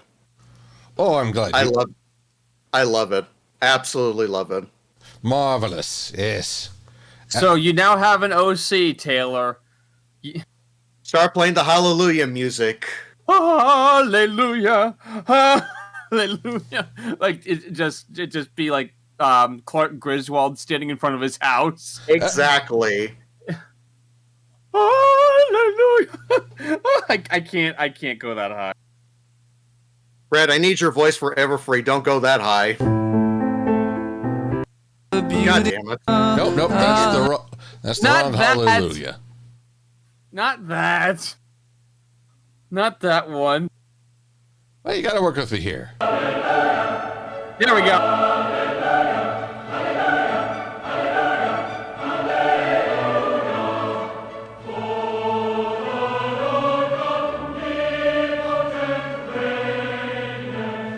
It's a pony. It's a pony. Pony. It's a pony. It's a pony. It's an OC.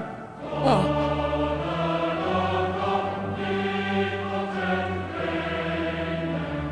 Please don't steal. Do not steal. Do not steal my OC. Alrighty. Well, I shall export this as a PNG and get it to you post haste. Awesome. I've also uploaded the image of Red Card into Le Chat. The chat. Oh dear. Trying to say that French made it sound very naughty. Who knew? And so, for every before we go, is there Red Card? Is there anything you'd like to plug? I think I did my plugging last week, so Taylor, what about you? Make sure to follow me on Twitter or on Twitch, as going to be Taylor B. McCardle. Go follow me on those two platforms because that's where I'm the most active these days. But had a lot of fun on the stream, and finally, I have a Pony OC. Indeed, you do. Yep. Also, don't forget to follow me on Twitter and Instagram at redcard94. That's at redcard94. Also on YouTube, obviously, you see my convention vlogs as well. I'm most active on Twitter though. Links are in the description as well. Yep. Bravey says, "Wait, his OC needs a name." Yeah, it has a name, Taylor. It's true. It is. Well, tell you what. Send your ideas for a OC pony name along with your Taylor Red Card /fix, and be sure to tag them on social media. God dang it! What have we wrought, Taylor? Taylor, I have no idea. Taylor looked deep into Red Card's eyes and said, "I love you." And Red Card reached into his pocket and produced an Uno card. No, you. Uno reverse card. Exactly. And Noteworthy can help judge this after she's done killing me at Everfree Northwest. So, can I help judge this? She said. So, until next time, everyone, have a great weekend. Keep those ship fixes rolling, and we will. The three of us will see you all at Everfree Northwest. Indeed, come to Everfree, guys. Come to Everfree. All right. So, until next time, everyone, be safe and be well. I'm Silver-Quill. Thanks for watching. Good night. Good.